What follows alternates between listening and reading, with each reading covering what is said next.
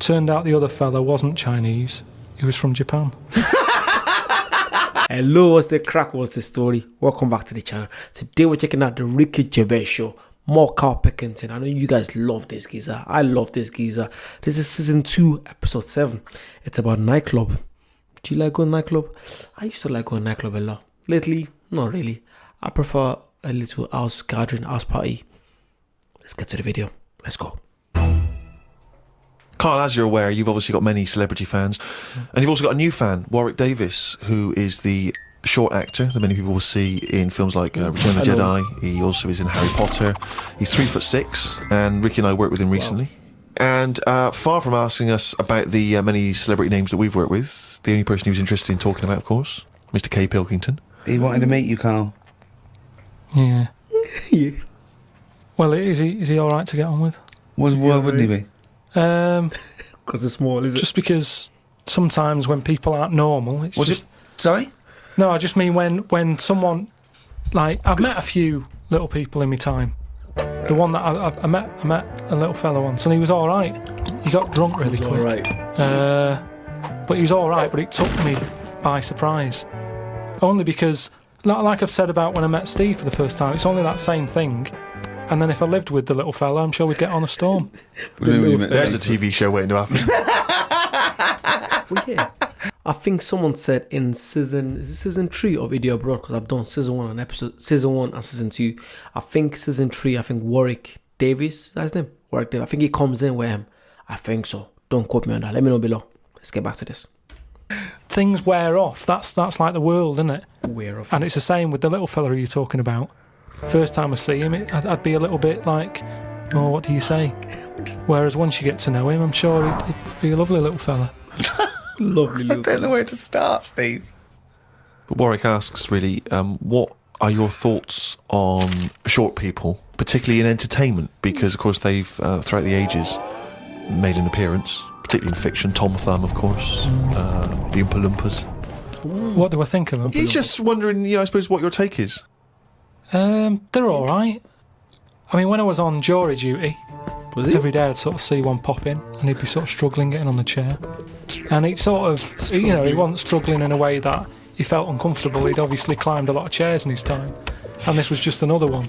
And watching him, it just makes you think. You go, I should appreciate that I don't have that problem every time I have to sit down and what have you. Fair enough. But I don't think it's that bad. If I had to pick being really tall or really small, I'd go for the really small one because, the world's a more interesting place for him, isn't it? Everything's bigger. Do you know what I mean? We go to New York and go, wow, look at this, and they go and they go, oh dear.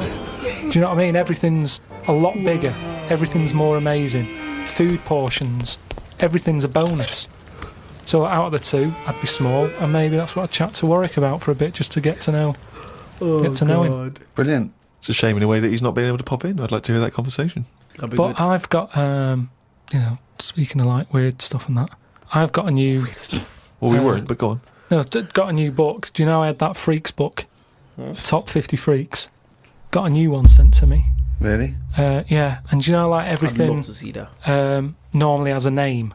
So like if it's the two-headed fella, they're all nicknames like that, aren't they? They've got 2 nicknames, I imagine. But this new book I've got, right, on the cover of this one, it's got like a woman with 3 breasts, right? And she's called the three-breasted woman, as you'd expect. The one face. Why is she... Is that real? Can anyone verify that? Please. I know someone in the comments will verify for me. Thank you. Posing nude, though, that's what I want to know. Tart. Well, she looked happy. And there was a fella with like one face but 2 bodies. Doing one face but 2 bodies. One face, 2 bodies. What do you mean one face, 2 bodies? Surely one head, 2 bodies. Ed as well, but it was mainly the face that was weird because he looked fed up. What are you talking about? What are you talking about? Without a head? How can you have... What do you mean? How did it join to the neck? No, it did have a head, but the fact is, it was weird that it had one face to me. What do you mean? Well, if you've got one head, you'd have one face. Yeah, I know, but it was the fact that he had one face and 2 bodies that I didn't think... But why do you keep saying one face and 2 bodies as opposed to one head and 2 bodies? We're all the man with one face. Yeah, but now I've got one body. Yeah, well, surely he's the man with two bodies then. Again, the description. Roll up, see the man with one face. Yeah, I know, yeah. So it's full of stuff like that, right? And what I'm saying is that fella, the one-faced man, the three-breasted woman. He wouldn't be known as the one-faced man, is what I'm saying. Well, that isn't the peculiar thing about him. Well, they all had names like that. Right. But there was one thing in it that didn't even have a nickname. What's that? It was so weird. Do you know what's mad? I have to be careful when I'm drinking and watching Ricky Gervais show or Idiot Abroad because I don't want to choke. Because I can laugh anytime. I try to calm down when I'm drinking. This geezer's too funny. He's just too funny. It just said unidentified. What does it look like? Sort of testicles for eyes. That's. It just reminded me when you. What do you mean testicles for eyes? And what is it? Did he have a normal body? I didn't even look at that. Oh, One face, two So testicles. that's what I'm saying, though. You're attracted to the oddness of the thing, and that's what I was saying about Warren when he walks in. Warren. It'll be odd for a minute, and then I'm sure For him it will be. Yeah. He'll get used to you. I've got my head round it a bit more, and the way that there's loads of people in the world, and yet you don't see people with like dangly eyes more often. It amazes me. I love the fact that he's amazed by not seeing freaks. Yeah. It's incredible. He's walking down the street going, everyone's got one head. That's weird. Suzanne, see any dangly eyes today? No, me neither. It's weird, isn't it? What's going on in the world? Went out the other night with the lads. There's a few of us, young, free and single. Okay. Must look like the Swingers. Oh, it was pretty. It looked like a boy band had gone out. It looked like Really? It looked like NSYNC had hit the streets. Right, Yeah. Excellent. A friend of mine said, "Let's go to a club." Right, I haven't been to a nightclub for a long time. Actually, I haven't been. Is that because your glasses steam up when you walk in out of the cold? That is a problem in the winter. I genuinely, it's not. Yeah, I feel like clubs, they're just too hyped up. I feel like, nah. For me, it doesn't do it for me anymore. It's not. It's the same thing. You go out, you spend money, you do it. It's the same thing. Deja vu. I've seen it happen so many times. I can't be asked. Unless it's a big event that I'm going to. Even if just don't care anymore. I'd rather stay here, go live with you guys or record. Literally. Actually, I'm doing this on a Friday night. See what I'm saying? I'd rather spend my Friday night, Saturday night just doing this. Literally. Don't care that kind of stuff anymore. Nah. I'm still young. Just don't care. It's very difficult to make a good impression when as you walk in, your glasses steam up straight away, and you got to take them off and clean them and stuff, and then you get a bit. On your white fronts, you pull your white fronts up through boxes. the jeans, clean them on that. Or the back of a girl's dress. But we cruised down to the club. It's one of those big sort of London super clubs, and it's a bit of a queue. I think it's a bit of a chore. But we're queuing up, we're in good spirits, we're looking at it, sounds pretty funky, we can hear the music coming out. Been in the queue for quite a while, 25 minutes. Forget it, 25 minutes. Well, yeah, we were pretty excited by this point. The doorman says, hello lads. He said, yeah, we're coming please. He went, no you're not. I went, Really? What? He said, you're not coming in. And he just immediately lifted the little rope and sent us away from the queue, right? And we were slightly perplexed, we were dumbfounded, we didn't know what to do, it was like... I think it's a weird rule, but I've seen a lot of places that don't let you in if it's like 3-4 guys. They expect you to have girls with you. Like if it's like 2 guys, 2 girls, yeah, they let you in. If it's like a group of girls, every time, always let them in. But it's like, okay, now I'll give you a quick tip. If you're going out with like 7 or 8 of your mates and you tell guys, don't go in together. Always go in different groups, like 3 or 2. Trust me, they ain't gonna let you in together. They might, but it's gonna be tough.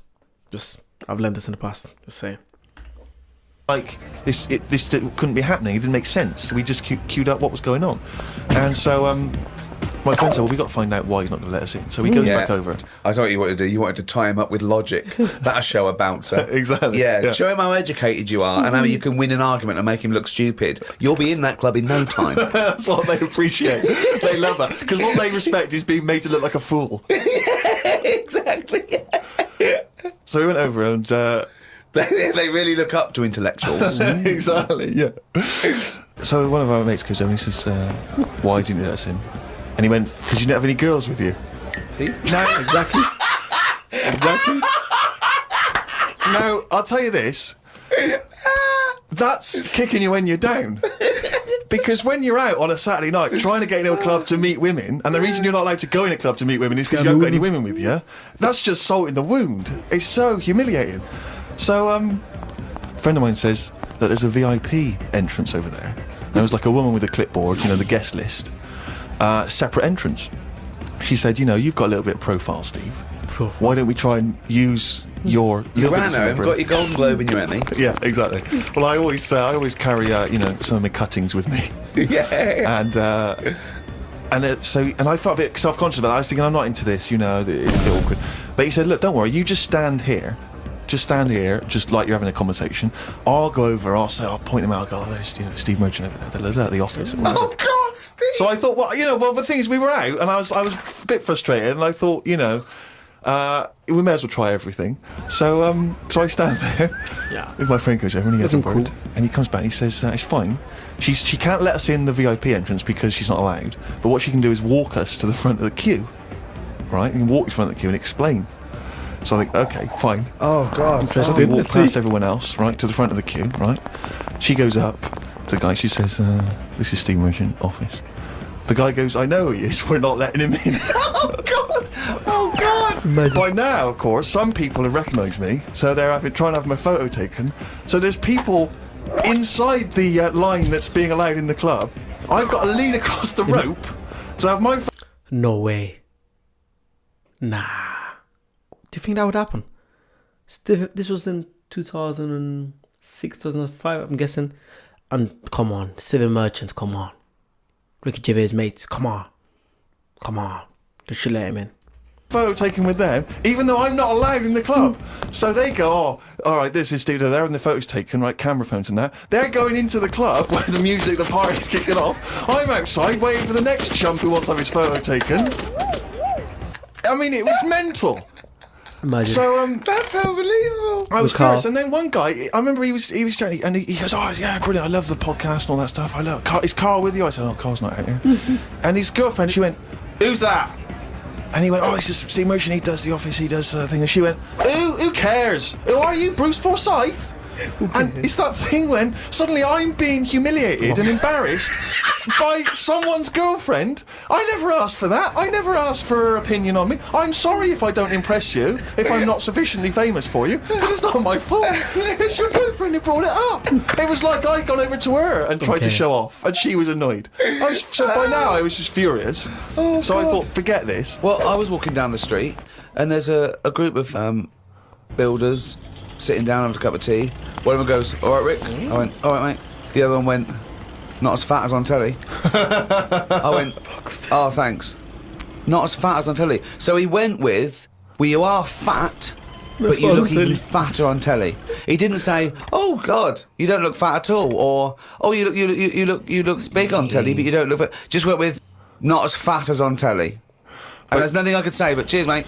Now, when you said cheers, mate, did you say that because you were... Because I'd say cheers, mate, because I'd be a little bit scared of them. No, I was I'd be worried about it's the like sarcasm, and you know, I laughed after. Yeah. So you can get away with sarcasm with working class blokes. I'm a little bit more secure with a working class male than you, aren't I? I'm terrified of them. I feel like they're going to turn on me at any minute. You don't feel confident, sort of backing in a lorry driver. Terrified. Oh right. Because if I did, he'd probably lean out and just go and get your dad, mate. Yeah, not you. Fuck off. I'm not interested. Not you. Good. Yeah. This is diary. Oh, he's only gonna read it down. Come back to this diary. That jingle there signifying, of course, once again, another reading from the Diary of Carl Pilkington. Let's go.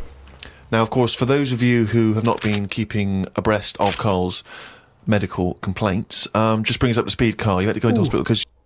He had to get a tube up his knob for his kidney stones. That was the last time. Yep, I think that's what happened. Yep.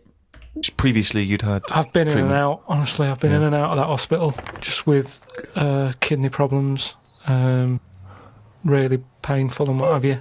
And He had kidney stones, all right. No, but seriously. I had a bit of a lie-in today because I have to get up early for my operation tomorrow. Not only have I got to have tubes shoved up my knob, but I also have to get up at 5:50.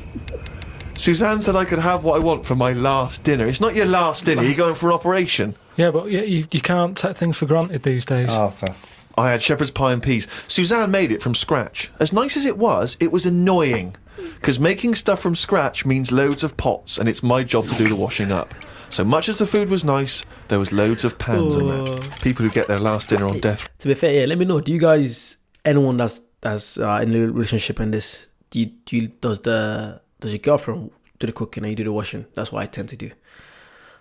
It's long, but I love it. Yep, I love it. Road I have to wash up. Got up at 5:55.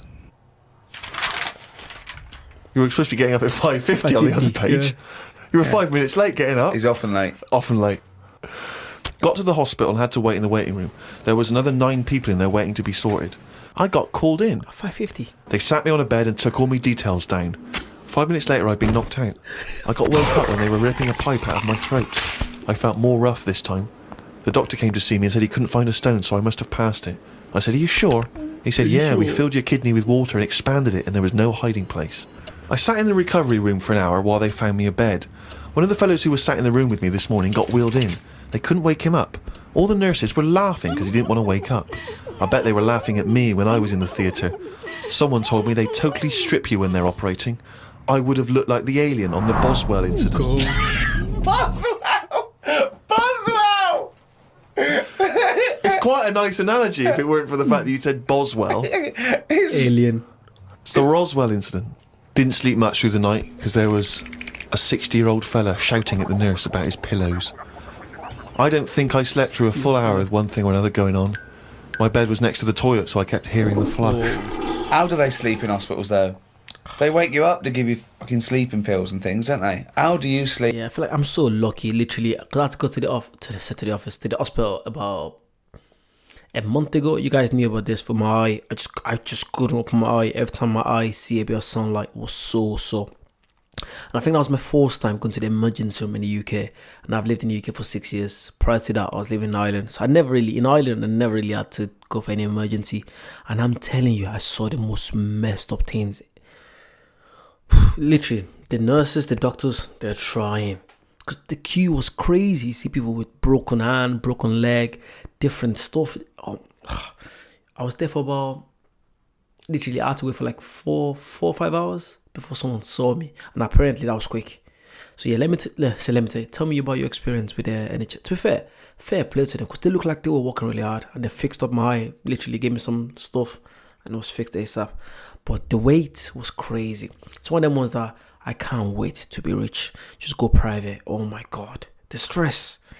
I don't care. I want to go private. Yes, I would love to go private. I don't like stress. I don't like waiting for 4 hours to get my eyes fixed. That's why I work hard to be able to go private. It's expensive, isn't it? Probably about 30, 40 pounds extra a month, I'd say. Yeah, anyone has a good private insurance, healthcare company, let me know. Thank you. Sleep in there. I don't know what it is. There's no air. There was an old fella across from me who kept breaking wind. He didn't even try and cover it. He was just of that age where he didn't care. Just like, that's what I do. I'm in the hospital, leave me alone. What do you think? Just, I don't know what was wrong with him. I talked to him because at first I felt sorry for him. I was a little bit like, you know, he's had no visitors. No one's calling him up, so I'll talk to him. But then he got that familiar with me that he'd just be doing it whilst I'm chatting to him.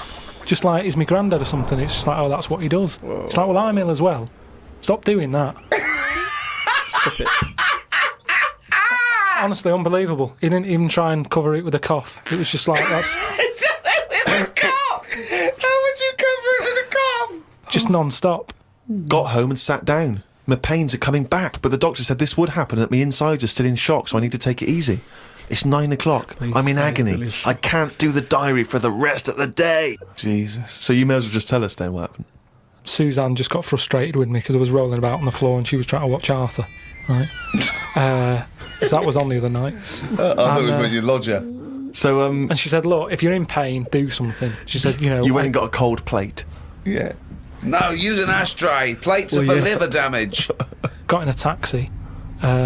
He filled up on the way, which was annoying. He didn't. That is cheeky. That really, I mean, he could on the way to the hospital. So, because he's not an ambulance driver. So anyway, he gets us there and he doesn't charge us, which is pretty decent. That's right, yeah. So this gay fella came through. How And, do you know he was gay? just the way he was. I'm not having a go. He was a good fella. Do you know what I mean? A doctor, you mean? No, he was a nurse. Right. Okay. And he came through and just sort of went, "Oh, how are you?" And I was like, "Oh." But like, did he have to say he was gay? He didn't have to say that. Like, what does that have to do with anything? But Carl is just Carl. What a guy. I've had better days. So he got As me you on mentioned in the diary, I remember the first time when I came here, they said the nurse might put a tablet up my arse. I thought the chances of that happening had just increased. Oh, Carl! Yeah, but I would have let him do it. Honestly, I was that sort of out of it. That, Of course you'd let him do it. He's a qualified nurse. No, but the way I am now, say if it was just a tablet for sorting out my blood pressure, and I walked in there and he went, "Oh, hello," and he said, "Yeah, let's pop that." I'd go, "Hang on a minute." but what I mean is that night, I would have just let him put 3 up. Honestly, it's just weird, isn't it? How your body just goes, let him get on with it, and you trust anyone, don't you? When you're in that much pain and you need And help. they're a qualified nurse, yes. Carl, of course, has written a poem about the experience entitled My Ward. All I've done here, I've been through I don't know what the word is, a bad experience. Trauma. A trauma, yeah, I've been through a load of trauma. So I'm just finishing it off with a little sort of picture for people. Go on then. Me, a Chinese fella, and an old bloke who looked like Mr. Burns from The Simpsons. Don't know what was wrong with him, but breaking wind was the symptoms. No one visited him or called him. He seemed quite lost to me. As well as wind problems, he had a colostomy. Bang. When I left, I said, "See you" to the old man. Turned out the other fella wasn't Chinese, he was from Japan. I never found out what was up with him. You've got a little picture there, haven't you, of me sat in my ward. I'm sat there with that fella who I didn't talk to, the old fella who had wind problems. And that's what a poem is, isn't it? But the detail about you thought he was Chinese and he turned out to be Japanese, how is that evocative? That's just a piece of misinformation. It's just I like it. I imagine a lot of people make I the like same it because mistake. you know why? It's like he even makes digressions within his poem. Yeah. Do you know what I mean? It's like he could have gone back and erased that, And fix it. but he didn't. He left that digression in, and I think that's great. To be honest, had a late night last night because I stayed up to watch a programme about monkeys. Of course. It's already good. Of course he did. It's already good. Now, before I read on, I mean, is this not some kind of monkey news? Is this not a late return to monkey Oh, I news? wish. Well, it's not that good. Is it not?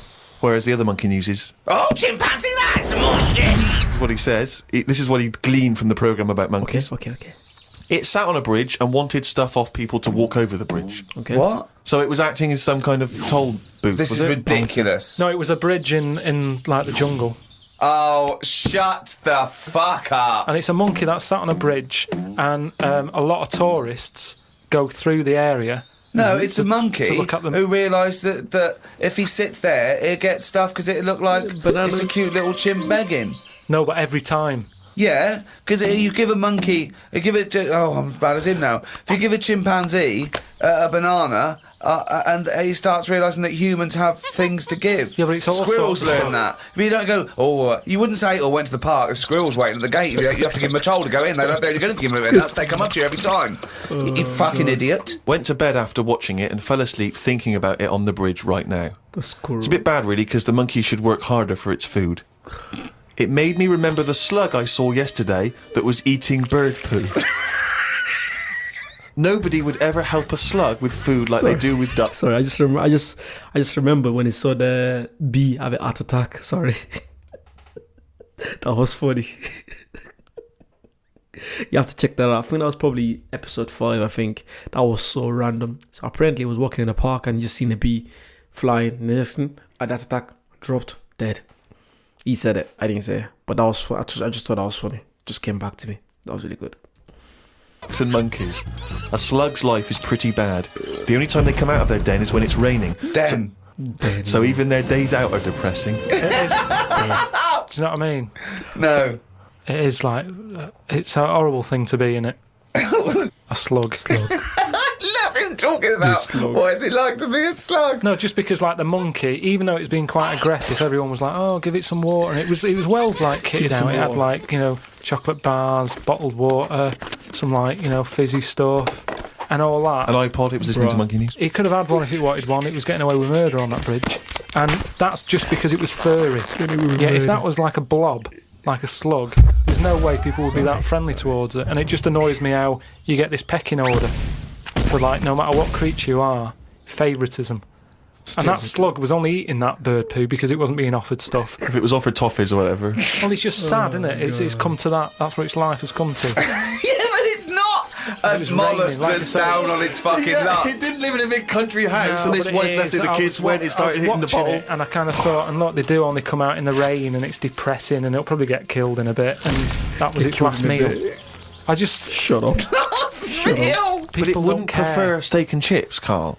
It No, doesn't a leaf. have. It must like a leaf or you know. At the end of the day, it's an insect. They love a It's leaf. not an insect. Well, it's part of that gang. It's part of that. No, it's part of They that. hang out together. They hang out Not. together. Why do you think it's part of that Because it gang? knocks about in the woods in the same place as a spider does. But what I'm saying is they're eating boring stuff because that is what's It's in not their boring area. stuff to them. They're not. I have no opinion of it at It's all. normal to them. They take in sustenance. No, but where you are is what you eat. When I'm in London, I'll have beans on toast for lunch. On holiday, what? Tapas? Go on, I'll have a bit. So it's whatever you eat, what's in that area. Suzanne went off to work and I went to the shop to buy some envelopes. The shop was empty, but the fella behind the counter was on the phone and just kept talking even though he could see I was I hate waiting. that. I started to count backwards from 20. When I got to 6, he hung up and served me. I won't use the shop again. Question, why count backwards from 20? So he's thinking, what's going to happen at 1? If I start counting from 1, he's going, well, let him carry on. What, out loud? So, not really loud, but like more of a mouth action so he could see who was doing it.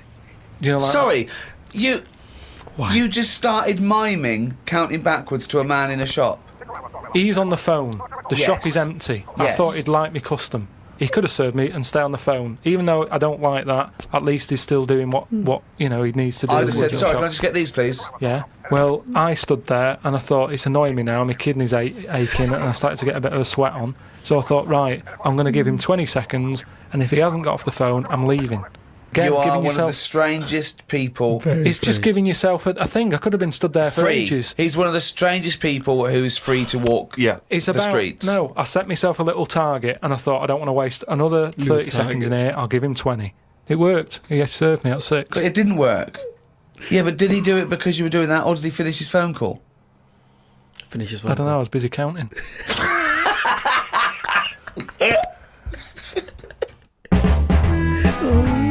Oh, what an ending. I was busy counting. Oh my god, what a guy. Yo, that was, again, fantastic. That was season 2, episode 7, Nightclub. Yeah, let me know what you want to see next. Comment down below. Like, subscribe, check out the Patreon, check out the membership. This goes onto the Patreon earlier, and some exclusive videos are going to be coming up every week to the membership. Just literally just support me. Thank you. I'll see you soon. Bye-bye.